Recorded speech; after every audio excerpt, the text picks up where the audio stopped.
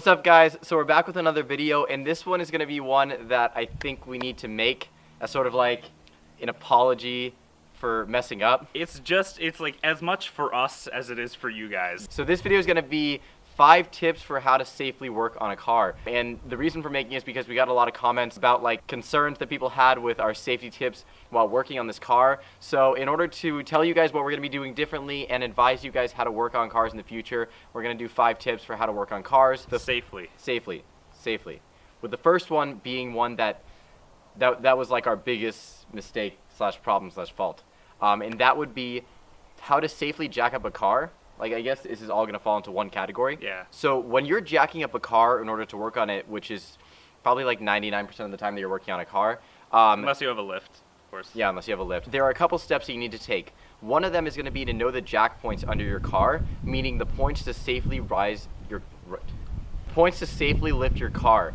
In the FRS, in the back, it's the differential, and in the front, it's this one panel. You can look it up online for any single car, how to lift them and like where to correctly lift them, and also where to correctly place the jack stands for when you lower the car off of the jack. The next thing that you're going to need to do is put blocks under the wheels that are still touching the ground. This is the thing that we did wrong the most often. We didn't really consider it, but these will stop your car from rolling completely if a mistake happens. You can notice how new they are. They still have the tags on them. Yeah. We just picked these up yesterday. So make sure that you own some blocks to put under the car. And also when you're jacking up a car, don't use anything other than jack stands, because anything that isn't a jack stand could potentially not bear the weight of a car and break and smash down onto you, which would be painful.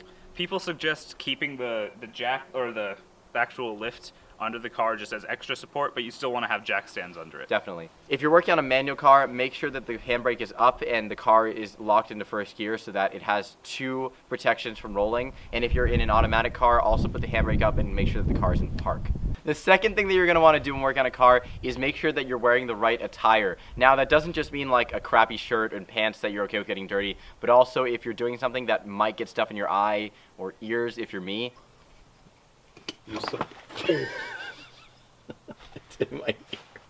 Make sure that you're wearing like ear protection and eye protection depending on what you're doing. All around, you just want to make sure that in the worst scenarios, like you're okay, like you'll be fine. You won't lose an eye or your hearing or your anything. You also will probably want to wear proper footwear. Stuff gets dropped, tools. It's not gonna kill you, but it might hurt a lot. Also wear gloves if you have them, depending on what project you're working on. Which brings me to the third point, which is one that I really struggle with really often. If you're using a wrench to unscrew something or anything along those lines, make sure that if you're pulling a screw that it will not budge, like you're pulling it as hard as you can, make sure you know that once it's released, where your hand is going to go. Because really often I'll find myself trying to get out like a nut and it won't go, so I'll be pulling with all my might and I'll just slam my fist into like a metal pole and it hurts really bad. So make sure when you're unwrenching something, know where your hand is going to go once it loosens.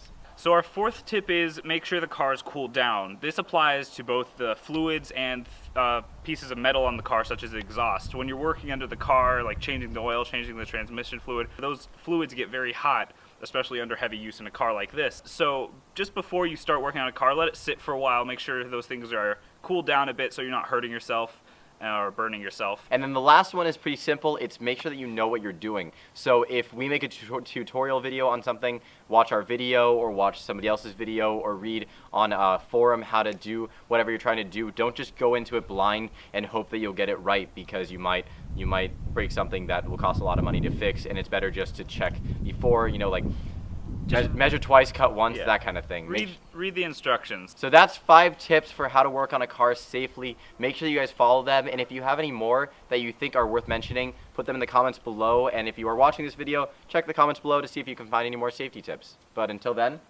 make sure you guys subscribe. Follow us on Instagram, Snapchat, and Twitter. I'm having a lot of trouble talking today. You are. See you guys next time.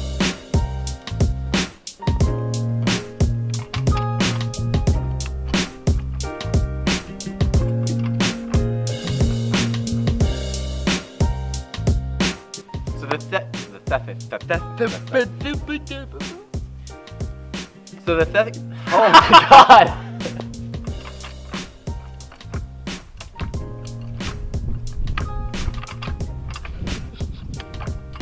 we're done.